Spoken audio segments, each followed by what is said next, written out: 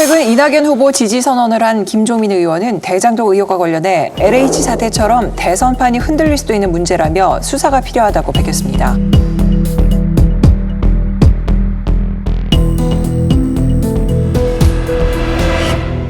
의원님은 민주당에서 탈당한 이후로 전혀 교류가 없으신가요? 아니면 좀 계속? 아니, 아는 분들하고는 인간적으로 친하니까요. 네. 김종민 의원은 제 옆자리에 앉아 계시던 분이고 아주 친하게 지냈습니다. 무슨 생각을 하고 저런 말씀을 하셨는지는 모르겠는데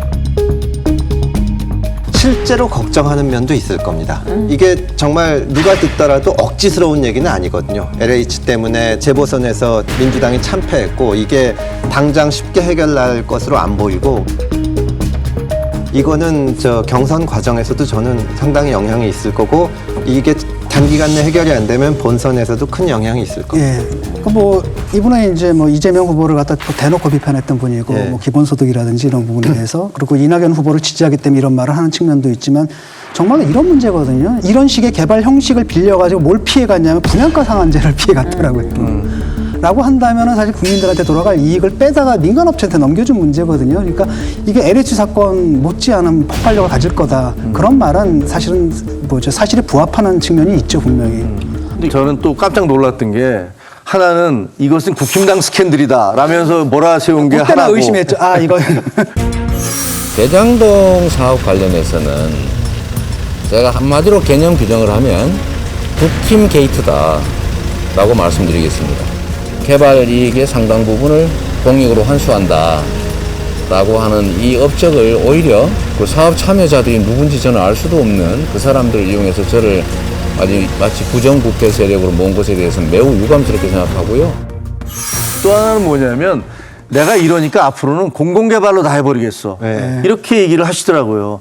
아니 그러면 민간 기업들은 다 망하라는 거예요? 그러니까. 이거 우리가 사회주의 국가도 아니잖아요.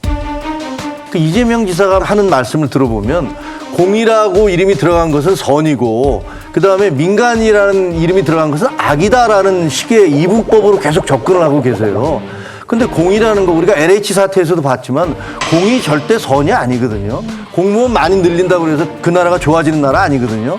근데 자꾸만 공은 선이고 그 민간은 악이다라는 식의 접근을 하다가 일산대교에서는 또 정반대로 바뀌어 그게 또. 입장이 또 바뀌어. 그거는 또 국민연금이나 이런 데서 일반 시민들 갖다가 등쳐먹었다는 식으로 얘기를 한단 말이에요.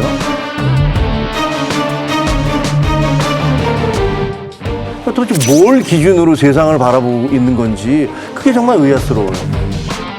선거에서 중요한 게 정말 지지층들 사이의 말싸움이거든요. 그럼 캠프에서는 그 논거를 계속 제공을 해주는 겁니다. 그러면 이 문제에 대해서 이재명 지사를 반대하는 쪽에서 비판을 하면 이재명 지사 지지자들이 나가서 할 말이 있어야 되는데 지금까지 캠프에서 제공한 거는 이재명 지사는 한 푼도 안 먹었다. 5,300억 공공에 돌려줬다. 이거는 그 구호만 믿고 가는 아주 핵심 지지층들은 모르지만 상대방의 말도 들어보려고 하는 합리적인 사람들 입장에서는 그걸로 버티기가 굉장히 어렵거든요. 근데 아직까지 논리 자체를 제공을 못하고 있는 거죠.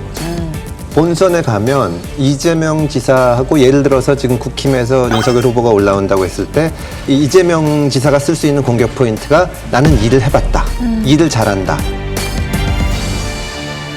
약간 MB 비슷한 거죠. 여러 가지 문제가 있을지 몰라도 MB의 나는 공적 버전이에요. 이 셀러리맨 신하고 현대를 저렇게 만든 사람이다. 나는 성남시장도 해서 논란이 어쨌든 간에 모라토리엄에서 벗어나서 이런 사업도 성공시켰고 경기도지사도 해봤는데 저 사람은 그냥 검사 20몇 년 한 거밖에 더 있냐. 나라를 이끌어가려면 이런 거를 해본 사람, 잘하는 사람이 해야 된다.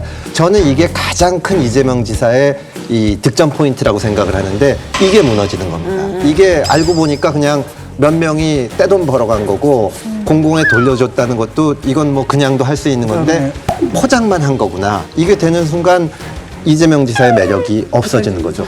누가 올라오더라도 윤석열이든 홍준표든 우리가 경고했듯이 부패 완판의 나라가 될 거고 이건 카르텔이다 이제 이렇게 먹히는 거죠.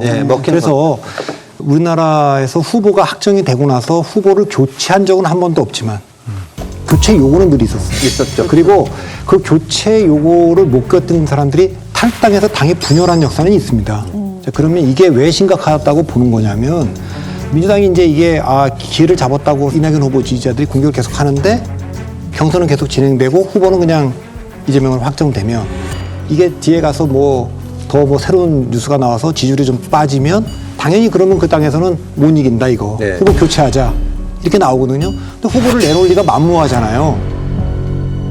그러면 이제 저 싸우다가 이제 분열로 가는 겁니다. 근데 분열로 갈 때 그러면 국민의힘은 좋은 일이냐? 정치가 또 그렇게 악재가 호재되고 호재가 악재가 되고 여기가 분열을 하면 여기도 분열을 해요. 그러니까 이게 앞으로 근데 이 파장이 어디로 갈지는 현재는 알 수가 없기 때문에 좀 더 지켜봐야죠. 그런 것 때문에 지금 국민들이 왔다 갔다 하게 되는 거예요. 헷갈리는 거야. 여기 이 의혹이 나오면 이 사람 아닌 것 같은데 이랬다가 지금 또 이게 나오면 이것도 아닌 것 같고 이렇게 되니까. 그게 제 심정이에요.